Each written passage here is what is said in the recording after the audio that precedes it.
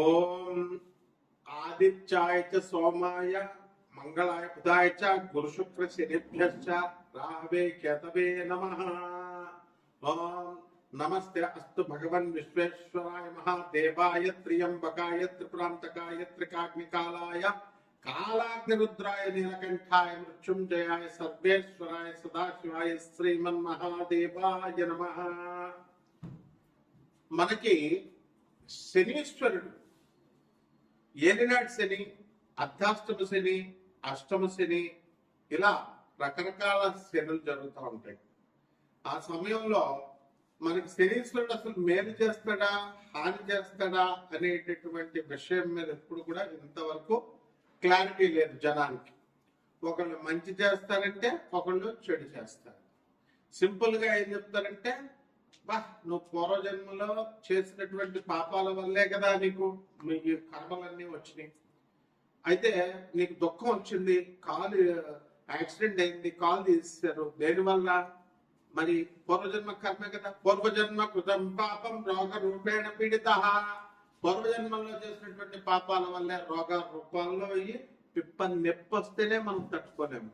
అలాంటి cancer, appendicitis operation, గర్భసంచి తీసేయడాలు and పురుషాంగాలు కోసేయడాలు, ఇలాంటి అన్ని కూడా మీకు వ్యాధులు అనేటటువంటి వస్తూ ఉంటాయి. మరి దీని అంతటికీ ఏమిటి? పూర్వజన్మ కర్మ.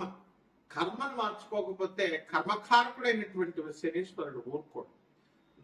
ఈ మహాపండితులంతా కలిసి కిలోంపావు నువ్వుల నల్ల నువ్వుల్ని దానం చేసేయండి, నల్లని వస్త్రాన్ని దానం చేసేయండి, శనీశ్వరుని ముట్టుకోవద్దు, ప్రదక్షిణాలు చేసేటప్పుడు నవగ్రహాలు ముట్టుకోవద్దు, తర్వాత కాళ్ళు కడిగేసుకోండి, మొత్తం నల్ల వస్త్రాలు శనివారం నాడు ధరించవద్దు, ఆ అభిషేకం చేసిన రోజున్నటువంటి ఆ నల్లని వస్త్రాలను అక్కడే వదిలేసి తలంటి స్నానం చేసేసి, ఎవరు చచ్చిపోయిన వాడితే తలంటి స్నానం చేసి ఆ బట్టలు అక్కడే వదిలేస్తాం చూసారా, మైలలాగా అక్కడే వదిలేసి వచ్చేసి వెనక్కి వెళ్ళిపోండి అని చెప్తూ ఉంటారు మహానుభావులు, మహాపండితులు.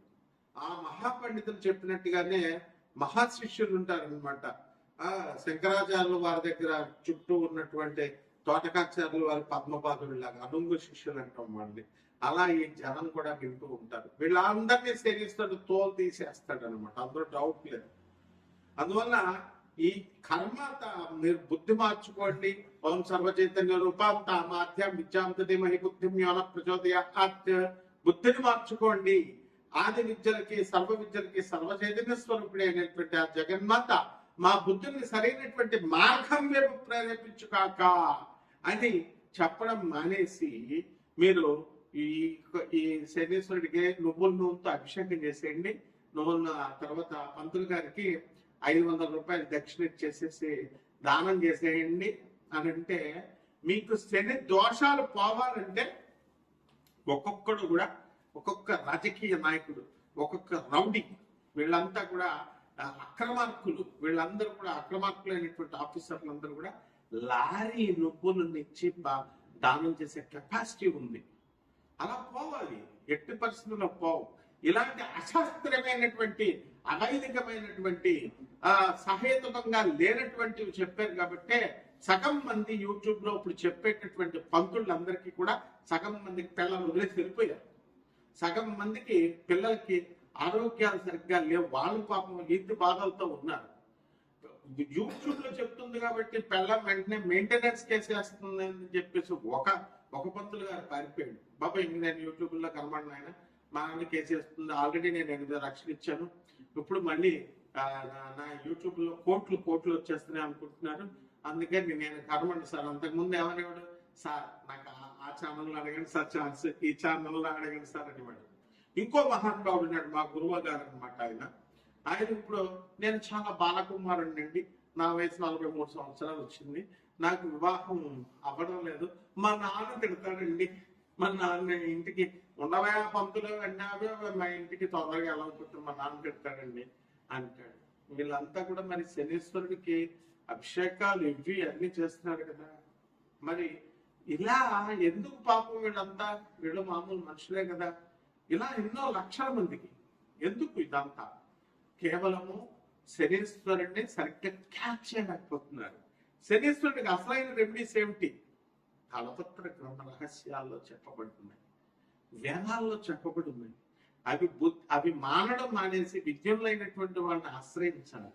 అలా కాకుండా ఉన్నట్లయితే శనీశ్వరుడు ఏం చేస్తాడంటే, అర్ధాష్టమ శనిలో దంచమేమేనత్త కూతురా అంటూ దంచుతాడు. అష్టమ శని కొట్టేటప్పుడు అబ్బని తీయని దెబ్బ అని చెప్పి పడ పడ పడ కొడుతుంటే ఇంకా మనం అలా ఫీల్ అయిపోతా ఉంటాం, బాగుంది కదా అని.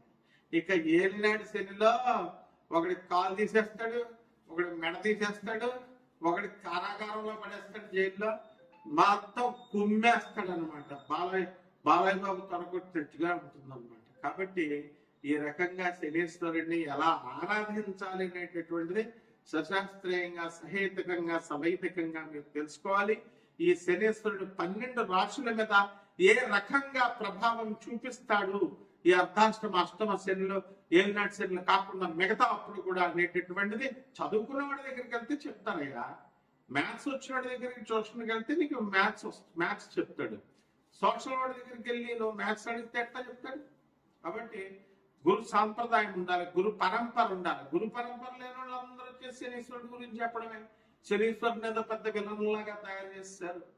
అంతా బోకుగాళ్ళు, మొత్తం పూర్వజన్మలో బోకు పనులన్నీ చేసొచ్చి కర్మలు ఇంత మూట కొట్టుకొని వచ్చి తల్లులకి తిండి పెట్టలేము, తండ్రులకు తిండి పెట్టలేము. చెప్పేటటువంటి పంతులను యూట్యూబ్ లో మీ తల్లికి తిండి పెట్టంటారా, మీ నాన్నకి తిండి పెట్టంటారా, మీ మాస్టర్ ఏం ఫ్రీగా దొబ్బేస్తారా? చదువులు చిన్నప్పటి నుంచి ఎల్కేజీ నుంచి నీకు పోస్ట్ గ్రాడ్యుయేషన్ చేసిన టీచర్స్ కి ఒక జత బట్టలు పెట్టలేవా నువ్వు? ఒక యాపిల్ పండు ఇవ్వలేవా నువ్వు? అసలు మధ్యలో కలవలేవా? అదే గర్ల్ ఫ్రెండ్ పిలిస్తే మాత్రం వెళ్ళిపోతావు, షాపింగ్ కి తీసుకెళ్ళిపోతావు, షాపింగ్ తీసుకెళ్ళుకుంటావు. ఇదా మరి శనీశ్వరుడు ఊరుకుంటాడా? ఇలా మంచి చెప్పేటటువంటి పంతులకు ఫోన్లు చేసి రాత్రి 10:30కి తాగుతూ మా ఫోన్లు చేసి పంతులను తిడితే ఈ శనీశ్వరుడు పెరాలసిస్ ఇచ్చేస్తాడు ఒకడికి. తీసేస్తారు. పంతులు అంటే ఏదో అనుకుంటున్నారు మీరు. మొత్తం ఎప్పుడైనా సరే ఫోన్ చేసినా, ఎప్పుడైనా పిచ్చి పిచ్చి వేషాలు వేసినా రౌడీని వేసుకొచ్చేస్తారు. ముందు పోలీస్ కేసుల తర్వాత మీకేనా ఫోన్లు చేసి తిట్టేది? ట్రేసింగ్ అవుట్, ట్రేస్ చేస్తారు, స్టూడెంట్స్ వస్తారు, గూండాలు వస్తారు, అందులో డౌట్ లేదు. తర్వాత లీగల్ కేసెస్, పోలీస్ కేసులు పెడతారు. ఏం తమాషాగా ఉందా? ఒక్కొక్కడు ఫోన్ చేసి పంతులందరినీ తిట్టడాలు, మీ మంచికి కోసం చెప్తుంటే ఇప్పుడు బ్యాన్ చేసేసారు. వెళ్ళండి, చంక రాకండి. ఒక్కొక్కడు కర్ణాటకలో మొత్తం పంతులంతా కూడా పెళ్లిళ్ళు మేము చెయ్యం, డైవర్సల్ తీసుకుంటున్నారు. 12 మంది 10 మందికి పెళ్లి చేస్తే 8 మంది అసలు మేము చెయ్యం అసలు పెళ్లిళ్ళని బ్యాన్ చేస్తారు. There is no alternative for you all. So ఉద్యోగాలు పోతాయంటే పోతాయి అంతే. లే శనీశ్వరుడు రెసిషన్ శనీశ్వరుడు చేసేస్తాడు. అండ్ అబార్షన్లు అవుతున్నాయి, అవుతాయి. లివింగ్ ఇన్ రిలేషన్స్ లో లేవా మరి నువ్వు? అంత పతివ్రతగా కాపురాలు చేస్తున్నారా మీరు? మీ నాన్నలే మాస్టర్స్ డిగ్రీ చదువుకుంటారా అంటే మీరు వెళ్ళి దేన్నో ఉంచుకుంటే శనీశ్వరుడు ఊరుకుంటాడా? కడుపులు చేసేస్తారా? Is this the way what made you to talk with the gents? మగవాళ్ళు ఆడవాళ్ళు మగవాళ్ళతో మాట్లాడాల్సిన అవసరం ఏంటి? మీ తల్లిదండ్రులు మిమ్మల్ని చదువు కోసం పంపించిన వాళ్ళు ఏం చెప్తున్నారు? సొల్లు ఏం మాట్లాడుతున్నారు? కాబట్టి ఇవన్నీ కూడా శనీశ్వరుడు పరిగణలోకి వస్తాయి. నాకు కూడా ఒక మెంటల్ గా ఒకడు ఫోన్ చేశాడు. తోలు తీస్తారా నా కొడక, ఎక్కడున్నా సరే పిచ్చి పిచ్చి వేషాలు వేసామంటే పిచ్చోడు కదా అని వదిలేసా. జాగ్రత్త, ఒళ్ళు దగ్గరెట్టుకొని మీరు జాగ్రత్తగా చెప్పింది వింటే మీరు బాగుపడండి. లేదా పిచ్చి పిచ్చి వేషాలు వేస్తే శనీశ్వరుడు ఇదిగో ఏసుపడేస్తాడు. ఇదిగో కపాలు మనం చూసావా, ఇదిగో కపాలమాల. ఓం ఐం హ్రీం హ్రీం శ్రీం క్లీం, ఓం క్రీం క్రీం క్రీం హూం హూం హ్రీం హ్రీం దక్షిణ కాలికే క్రీం క్రీం క్రీం హూం హూం హ్రీం హ్రీం ఉప్పట్ స్వాహ. పోతావు నా కొడకల్లరా. Be careful. Civilized persons civilized గా ఉండనియండి. శనీశ్వరుడు సాత్వికమైన దేవత, అలాగే ఉండనియండి. ఆయన రెచ్చగొట్టి ఆయన పిచ్చి పిచ్చి చేష్టలు చేస్తే పెరాలసిస్, వాడు ఎవ్వడైనా సరే పెరాలసిస్ వచ్చిన చూసుకోండి. వాడు ఎవ్వడైనా సరే ఏ రోగం, కమాన్ దమ్ముంటే మెడికేషన్ తీసుకోకుండా ఉండు. ఒక చిన్న పిప్ప నొప్పి వస్తే అదే డాక్టర్ దగ్గరికి వెళ్తావు. 80,000 వేస్తాడు. ఒక్క ఒక్క డాక్టర్ ఫ్రీగా చూడమని చెప్పు, మెడిసిన్ రాసి నీ పెయిన్ రిలీఫ్ తర్వాత నేను రూట్ కెనాల్ చేసుకుంటానండి. Never he does. So be careful with the Saturn planet and is the most pious and auspicious planet. Okay, ఈ 12 రాశుల మీద ఎలా జరుగుతాయి ఒక్కొక్క రాశి వారికి అనేది వీడియోలో నేను చెప్తాను, వినండి. మేషరాశి వారికి అందరికీ కూడా ఏనాటి శని జరుగుతుంది. ఇదిగో ఇప్పుడు వీళ్ళు శనీశ్వరుడి అండర్టేకింగ్ లో ఉన్నారు. Your under the correctional sentence. శనీశ్వరుడి జ్యూరిస్డిక్షన్ లో ఉన్నారు. ఇటువంటి వాళ్ళకంతా కూడా ఆదాయాలు పెరుగుతాయి, కానీ మనసంతా కూడా కాన్సన్ట్రేషన్ ఉండదు అనమాట. ఏదో ఆలోచన, పరధ్యానము, డల్గా ఉండడము, ఖర్చులు అధికము, రూపాయి అయ్యే చోట 10 రూపాయలు ఖర్చు పెట్టడాలు, చెడ్డ వాళ్ళతో స్నేహాలు, చెడ్డ ఆలోచనలు, వాడిని ముంచాలా వీడిని ముంచాలా, లేకపోతే వాడిని ముంచేవాడు సలహాలు, వీడిని ముంచేవాడు సలహాలు ఇచ్చేటటువంటి వాళ్ళంతా కూడా జమ కొడతారు. ఎప్పుడు కూడా ప్రతి రాశి వాడు మంచివాడే, కానీ ఆ శని ప్రభావం వలన మీకు అటువంటి ఆలోచనలన్నీ కూడా వస్తూ ఉంటాయి. చోర వృత్తి అనేటటువంటిది, చోరులంతా కూడా వస్తారు అని శాస్త్రం చెప్తోంది. చోరులు అంటే డైరెక్ట్ ఇల్లు పగలకొట్టి దొంగతనాలు చేయక్కర్లేదు, దొంగ సలహాలు, సివిల్ వైట్ కాలర్ క్రైమ్స్ అన్ని కూడా అవే.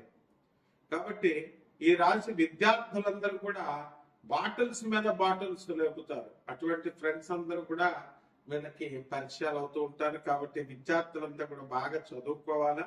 అండ్ డ్రగ్స్ ఇలాంటి ఫ్రెండ్స్ తో అసలు దూరంగా వెళ్ళిపోండి. అసలు గర్ల్ ఫ్రెండ్స్ జోలికి వెళ్ళకండి. కొంచెం దెబ్బతినేటటువంటి అవకాశాలు వీళ్ళకి అధికంగా ఉంటాయి. ఇక రైతులు బ్రహ్మాండమైనటువంటి వ్యవసాయం చేస్తారు, అధికంగా మంచి సంపాదన అనేటటువంటిది వస్తుంది. అండ్ ఈ యొక్క రాశి వారికి అందరికీ కూడా మనకి రాహు వ్యయస్థానంలో ఉండి మీకు అందరికీ కూడా ఏం చేస్తాడంటే, మీకు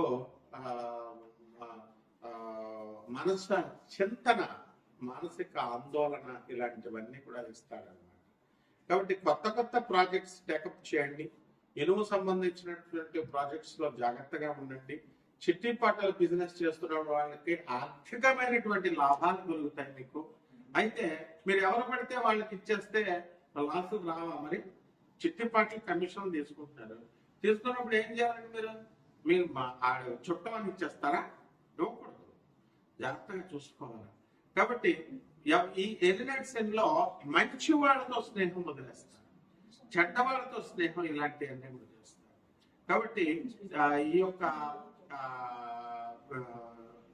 దాన్ని ఏమంటారంటే కోల్డ్ స్టోరేజ్ బిజినెస్, చేపల బిజినెస్, అండ్ ఇవన్నీ కూడా ఈ చేపల రొయ్యల చెరువులు, ఇటువంటి బిజినెస్లు అన్ని కూడా బాగుంటాయి.